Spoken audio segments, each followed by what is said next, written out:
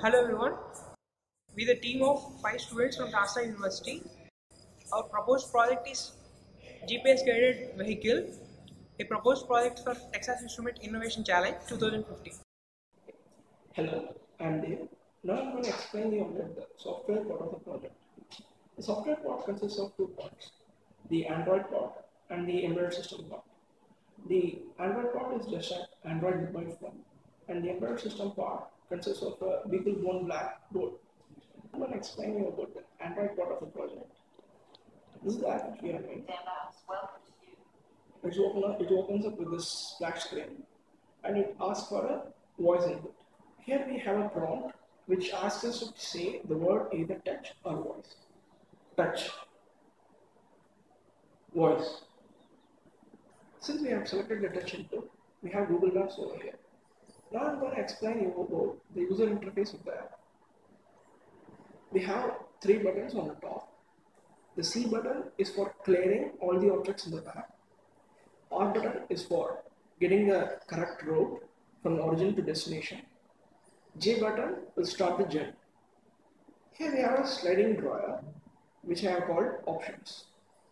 I'm going to lift that. Inside the sliding drawer we have 3 tabs. The first is the Wi-Fi tab, second is the map settings, third is the route tab. Now I'm going to explain the route tab. In the route tab you have a button called settings. When you click the settings button, you have this checkbox which says current location as origin.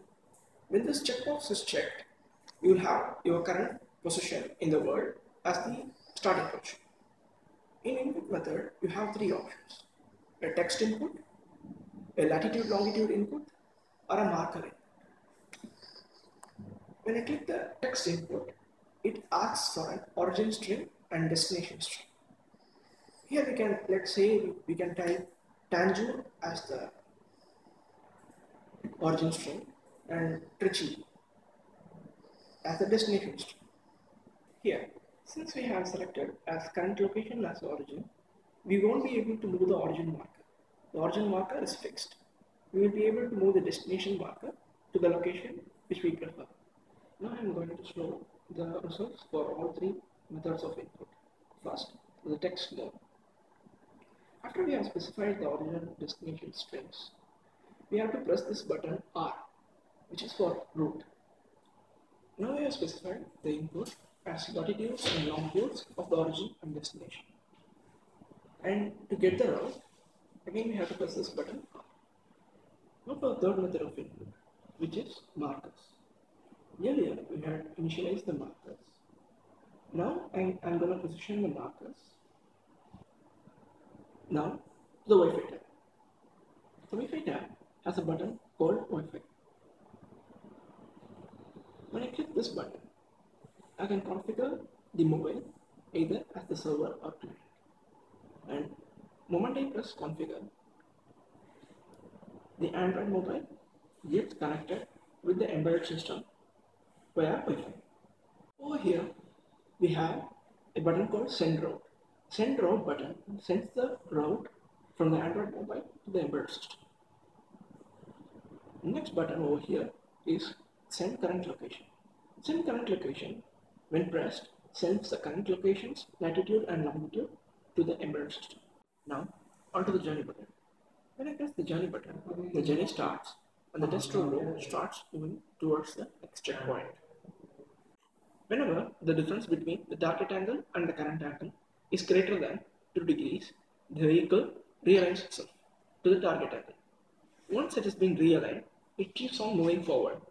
Whenever there is a mismatch, it stops and realigns itself. On top of the screen, we see a text view which shows latitude and longitude. This latitude and longitude value is the latitude and longitude of your current position. On top, we see 3 things called as CD, JD and TA. CD is the current distance, which is the distance between your current location and your next checkpoint. JD is journey distance, which is your distance from your current checkpoint to the destination point. And T is the target angle. It is the angle with which the vehicle should be aligned to move forward. We see a violet marker. The violet marker is the next checkpoint which the vehicle has to travel. Whenever the vehicle is within the green circle, the checkpoint has been reached, and the next checkpoint is colored violet to indicate that the vehicle should travel to that place. As the vehicle keeps on moving, it passes through all the checkpoints, and at some point of time, the next checkpoint will be the destination. And at that point of time, when the destination is reached, a signal is sent from the Android mobile to the embedded system to stop the vehicle. Hi, I'm Mansur. Before we move on to the wheel chart, I would like to discuss the test report part of the project. Before using the Beagle board, we used a Raspberry Pi to establish a connection with an Android phone. The connection was established using Wi-Fi and instructions were sent to the embedded system from an Android phone. We used an L293D motor driver IC and two power supplies, one for the Raspberry Pi and one to the L293D board.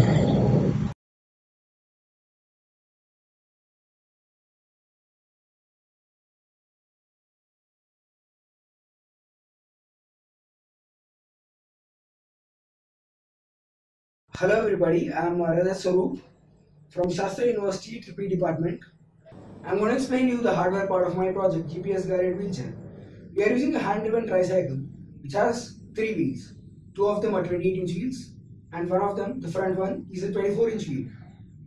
We use 2 motors for drivetrain, that is car power window motors rated at 12 volts, 100 rpm, having torque capability of 9 Newton meter. We use 1:1 gear ratio for the drivetrain, and we use a motor driver from Tiic DRV8412 that has a capability of 6 ampere per channel for drivetrain. For the steering system, we use a 60 rpm DC motor at 12 volts. We use it to turn left or right by adjusting the polarity. For driving this motor, we use TI's L293D motor driver that's capable of 1 ampere per channel.